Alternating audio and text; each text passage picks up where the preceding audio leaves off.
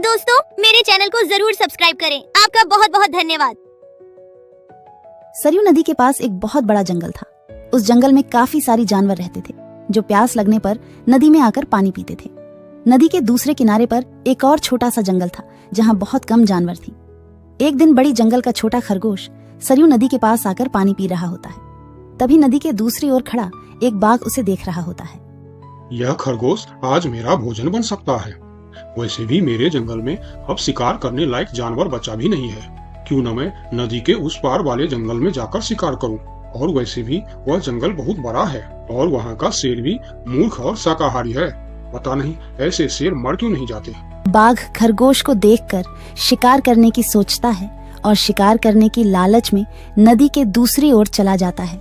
अपनी ओर बाघ को आता देख खरगोश वहाँ से भागने लगता है, पर तभी बाघ उसे आवाज देकर रोक लेता है। अरे खरगोश, मुझे देखकर कहाँ भाग रहे हो? तसल्ली से पानी पी लो भाई। मैं तो बस तुमसे बात करने आ रहा था। क्या तुम सच बोल रहे हो? हाँ, मुझे तुम्हारे जंगल का शेर सिंह के बारे में बात करना है। मैंने सुना है कि वह तुम्हारा बहुत चिंता करता रहता है। खरगोश समझ चुका था कि बाघ उसे अपनी बातों में फुसलाने की कोशिश कर रहा है, इसीलिए खरगोश उसकी बातों का कोई जवाब नहीं देता और तुरंत वहाँ से भागने लगता है। परंतु खरगोश बाघ से तेज नहीं भाग पाता और बाघ उसका शिकार कर लेता है। यहाँ के जानवर बड़ी आसानी से शिकार हो जाते हैं, तो क्यों न मैं इसी जंगल में रहकर आसानी से शिकार किया करूँ। बाघ अभी इसी जंगल में रहकर ही शिकार करता रहता है। इस तरह से जंगल में जानवर कम होने लगते हैं। एक दिन अरे लोमड़ी, मैंने सुना है कि तुम अपनी सहेली से मिलने के लिए दूसरे जंगल में जा रही हो। हाँ, लेकिन तुम्हें मेरी इतनी चिंता क्यों हो रही है? देखो लोमड़ी, तुमने सांप के अंडे के साथ जो हरकत की थी, जिसके लिए तुम्हें शेर सिंह ने सजा दी थी, इसके लिए तुम जंगल से भाग नहीं सकती। लेकिन मैं भाग नहीं रही हूँ। मैं तो अपनी सहेली से मिलने उस जंगल में जा रही हूँ। पर मुझे शक है कि तुम मौके देखकर भाग भी सकती हो, इसीलिए मैं तुम पर नजर रख रहा हूँ। देखो भैया, मैं शेर सिंह की हुक्म का पालन कर रही हूँ, लेकिन तुम अपना ड्यूटी ढंग से नहीं कर रहे हो। क्यों? तुमको क्यों लग रहा है कि मैं अपनी ड्यूटी ढंग से नहीं कर रहा हूँ? दरअसल इस वक्त तुम्हें जंगल में हमारी जानवर पर ध्यान रखनी चाहिए, क्योंकि हमारी जंगल की जानवर कम हो रहे हैं। सुना है जंगल में कोई शिकारी घुस आया है जो हमारे जानवरों का शिकार कर रहा है। लोमड़ी, तू चालाक है, ये मैं जानता हूँ, लेकिन मैं भी इतना बेवकूफ नहीं हूँ, ये तू जान ले।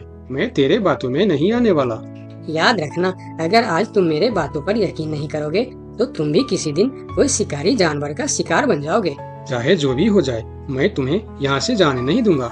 देखो, मेरा जाना बहुत जरूरी है। मैं 2-3 दिन में वापस आ जाऊंगी, मुझे जाने दो। ठीक है, मैं तुम्हें जाने दूंगा, लेकिन मेरा एक शर्त है। शर्त? कैसी शर्त? यही कि तुम्हें उस जंगल के थाने में जाकर रोज हाजिरी देनी होगी। मुझे मंजूर है।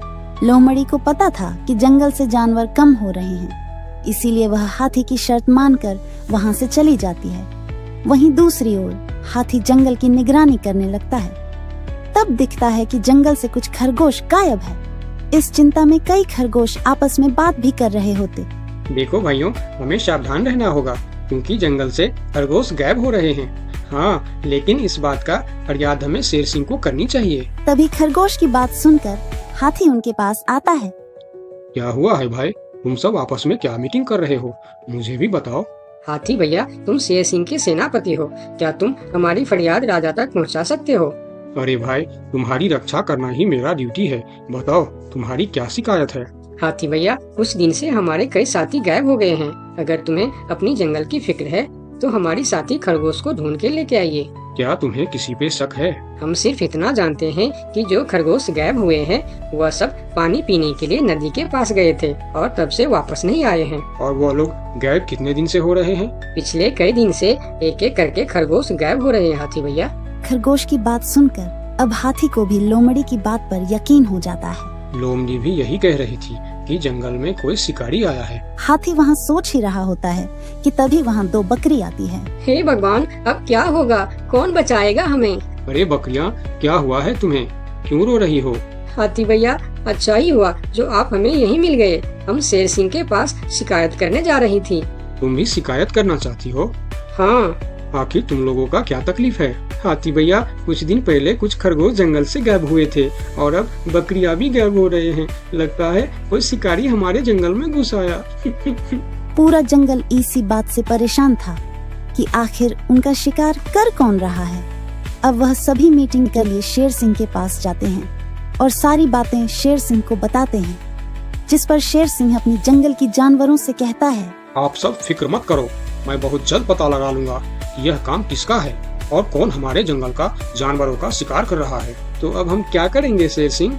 आप लोगों से हमारी यह विनती है कि आप लोग जंगल से बाहर नहीं जाएंगे।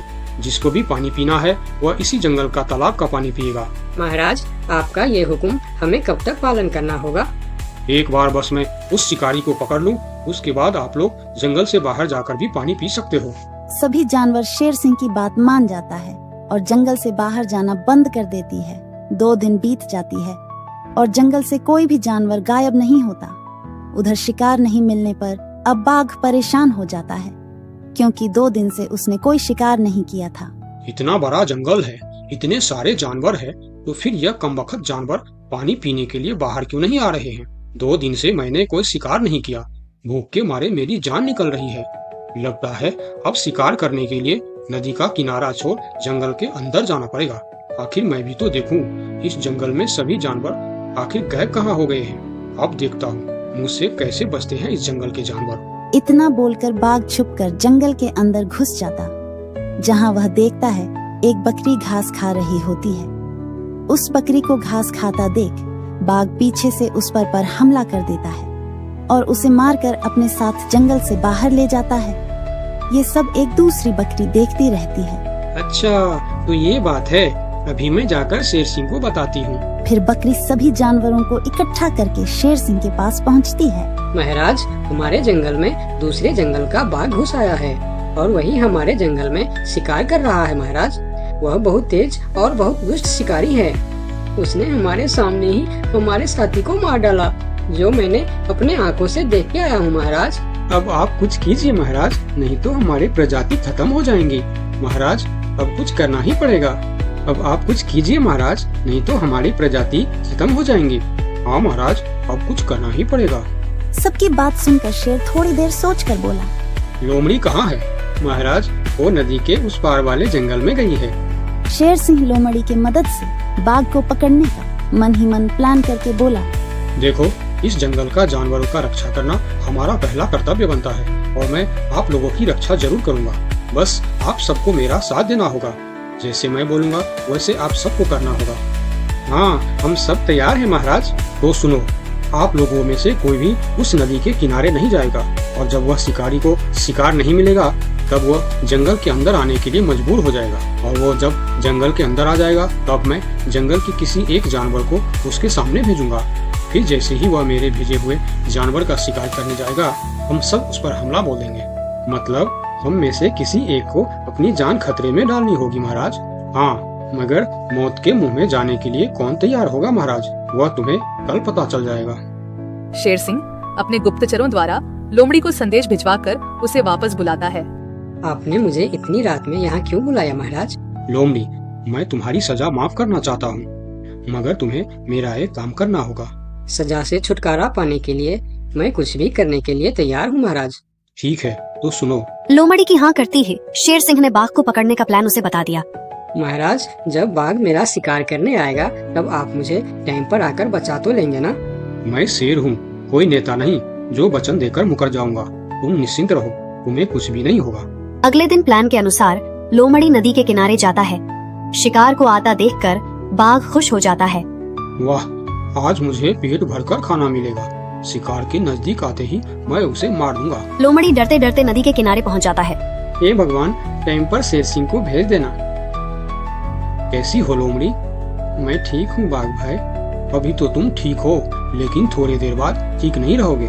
क्या मतलब? मतलब ये कि मैं अभी भूखा हूँ और जब मैं भूखा होता हूँ तो किसी का भी शिकार कर लेता हूँ। इतना बोलकर जैसे ही बाघ लोमड़ी की तरफ जाता है, वो शेर सिंह के जाल में फंस जाता है और वहाँ सारी जानवर आ जाता है।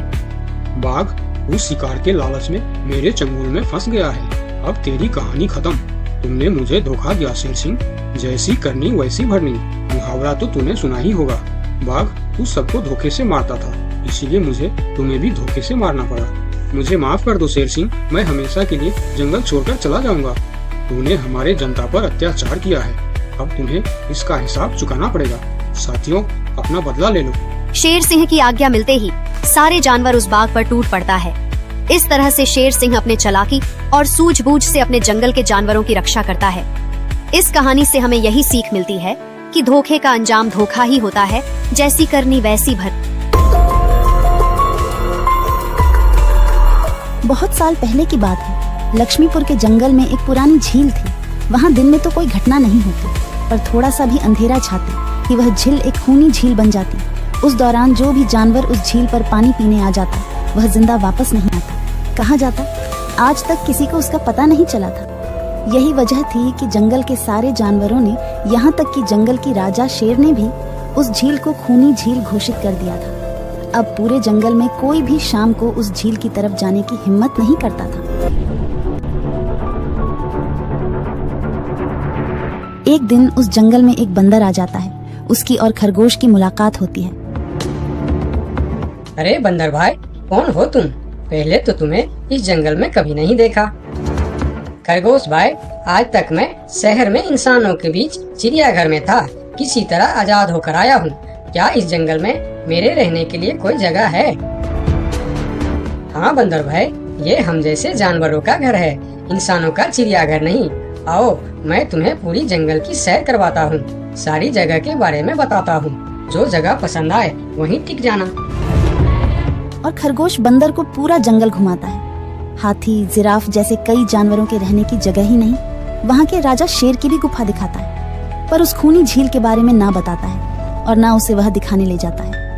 बंदर वहीं बरगद के एक बड़े से पेड़ को अपने रहने के लिए पसंद कर लेता है। वहाँ रहते हुए अभी उसे 2 दिन ही गुजरते हैं कि तीसरे दिन शाम को घूमता हुआ वह उसी खूनी झील के पास पहुँच जाता है।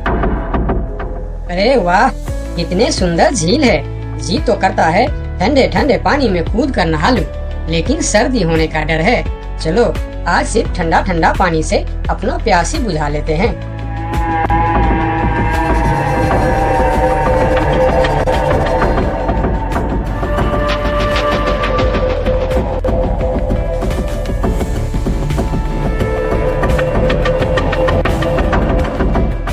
अरे बंदर भाई, तुम इतने डरे हुए क्यों हो? कहाँ से आ रहे हो? झील में पानी पीने गया था और जिंदा वापस आ गए। क्या मतलब? तुम्हें पता नहीं, वह इस जंगल की खूनी झील है। शाम होने पर कोई भी वहाँ जाता है तो जिंदा वापस नहीं आता। उसकी लाश का भी पता नहीं चलता कि वह कहाँ गायब हो जाती है। इसीलिए शाम होते ही कोई भी उस खूनी झील की तरफ नहीं जाता। ये हमारे राजा का आदेश भी है। कमाल है, मुझे तो पता ही नहीं। कैसे पता नहीं? तुम्हें वह खरगोश भाई ने बताया नहीं? लो, खरगोश भाई भी आ गया। अरे खरगोश भाई, आपकी वजह से आज बंदर भाई की जान जाते जाते बची। मेरी वजह से? हाँ, तुमने बंदर भाई को पूरा जंगल घुमाया, हर जगह के बारे में बताया। इस खूनी झील के बारे में क्यों नहीं बताया? भूल गया भाई, मैंने तो सोचा ये तो पेड़ पे रहते हैं, इन्हें झील से क्या काम। अभी अभी इन्हें खूनी झील की खूनी ने पकड़ने की कोशिश की, ये तो बाल बाल बच गए, वरना खूनी झील की खूनी, क्या तुमने उसे देखा? क्यों, क्या तुम लोगों ने आज तक नहीं देखा? नहीं, हम में से कोई कभी भी शाम को उस तरफ जाते ही नहीं और दिन में कोई घटना नहीं होती। और यह बात वह जाकर शेर के दरबार में सभी को बताता है। उसकी बात सुनकर किसी को भी यकीन नहीं आता है।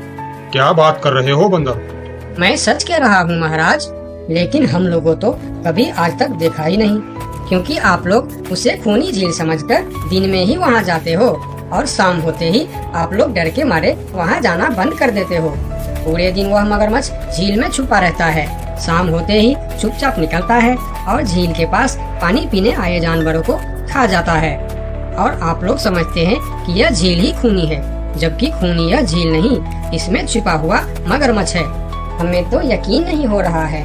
वही तो बंदर भाई, हमें अगर पहले पता होता कि आप इतने बड़े झूठे हो तो हम अपने जंगल में आपको रहने की कभी जगह नहीं देते। अरे यार, आप लोग मेरे बात पर यकीन क्यों नहीं करते? मैं आप लोगों का भलाई के लिए ही बोल रहा हूँ। अगर तुम्हारी बात सच्ची है तो क्या तुम उस मगरमच्छ को हमें दिखा सकते हो? क्यों नहीं महाराज, आज शाम होते ही आप लोग वहाँ जाकर पेड़ और पत्थरों के बीच छुप जाना। और फिर शाम को वह सभी उस खूनी झील के पास जाकर छिप जाते हैं। झील के किनारे जाकर बंदर 2-3 बड़े बड़े पत्थर उस झील के पानी में फेंकता है। पत्थर के गिरने की छपाक छपाक की आवाज सुनकर मगरमच्छ पानी के अंदर चलता हुआ शिकार करने वहाँ आता है। मगर वहाँ पेड़ के पीछे छिपे दिखाई देते हाथी को देखकर वह सावधान हो जाता है और सोचता है, अच्छा, तो यह लोग मुझे चुप कर देखने आए हैं। अब मैं क्या करूं? हाँ, ये लोग तो बेवकूफ है, इन्हें फिर से बेवकूफ बनाते हैं। मैं फिर से पत्थर बन जाता हूँ। देखा, हमने कहा था ना, झील में एक बड़ा सा पत्थर है। हाँ देखो, यही पत्थर तो हमें हमेशा रात में दिखाई देता है। हाँ वही तो, ये पत्थर सिर्फ रात को क्यों दिखता है, दिन में क्यों नहीं दिखता, कभी सोचा है? हाँ, रात को चंद्रमा की वजह से पानी में ज्वार आता है तो वह पत्थर ऊपर हो जाता है। दिन में ज्वार नहीं आता तो पत्थर पानी में डूबा रहता है। उनकी बेवकूफी भरी बातें सुनकर बंदर परेशान हो जाता है। अरे यार, तुम लोग भी ना समझते ही नहीं। ठीक है, चलो एक काम करते हैं। तुम लोगों को लगता है ना कि वह बड़ा पत्थर, कि वह बड़ा ही मजबूत पत्थर है।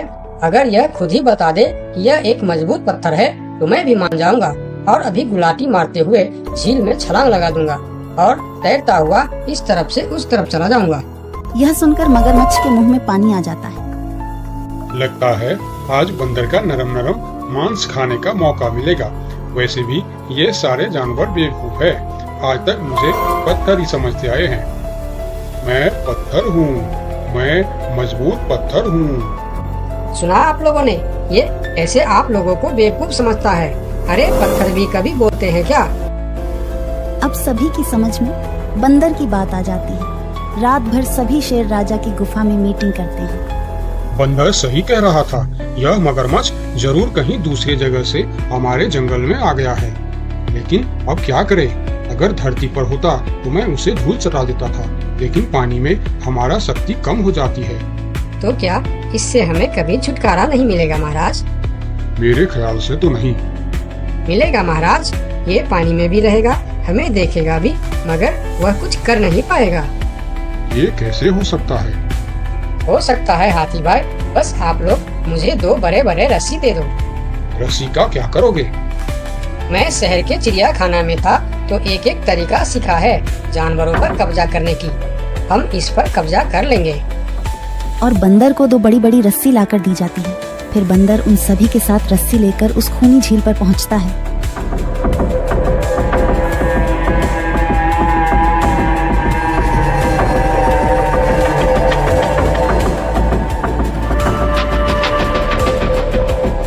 कल तक तो यह बंदर मुझे देखकर भागता था और आज पानी पीने आया है।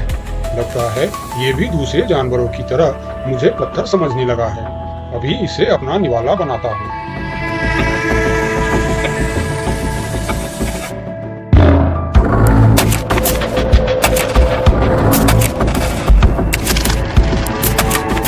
अरे ये तो भाग भी नहीं पा रहा है। अब यह जितना ज्यादा फरफराएगा उतना यह फंदा कसता जाएगा और चुपचाप रहेगा तो फंदा ढीला रहेगा। जैसे यह फिर हिलेगा फिर फंदा कसता जाएगा। अब ना यह इससे छूट सकता है और ना पानी में जा सकता है। अरे वाह, फिर तो यह हमारा कुछ भी नहीं बिगाड़ सकता। अब हम सारे जानवर इस झील में कभी भी पानी पी सकते हैं, कभी भी नहा सकते हैं। अब यह हमारा कुछ भी नहीं बिगाड़ पाएगा। अरे वाह बंदर भाई, मान गए। आपने तो हमारी समस्या ही खत्म कर दी, वरना रात भर हमें प्यासी रहना पड़ता था कि हमें झील में पानी पीने गया और झील ने हमें खा लिया। तो आज हमें एक बात समझ में आई है कि किसी भी अफवाह के चक्कर में हमें अपनी जगह छोड़कर नहीं जाना चाहिए, बल्कि उस अफवाह का समाधान क्या है वह खोजना चाहिए। क्योंकि कोई भी जगह खूनी नहीं होती, उस जगह पर रहने वाला खूनी होता है।